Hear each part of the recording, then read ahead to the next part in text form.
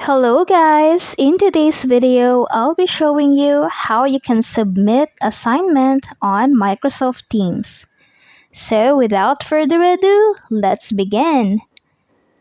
To start, open your Microsoft Teams app. And then you can see right here at home, Assignments. Just tap on that. It will then direct you here. Here is where you can see your assignment or the assignment of other members. So now to send assignments or to send files, what you can do is just to tap on this button.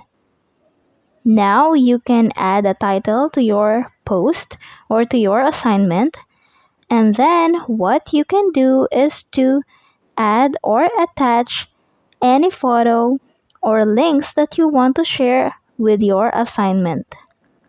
For example, at the bottom, you can see this media, so you can attach file or attach picture or video, and then you can also attach link so that, for example, you want to send a file or document. And that's it. I hope this video helped you out. Thank you for watching. Don't forget to like and subscribe.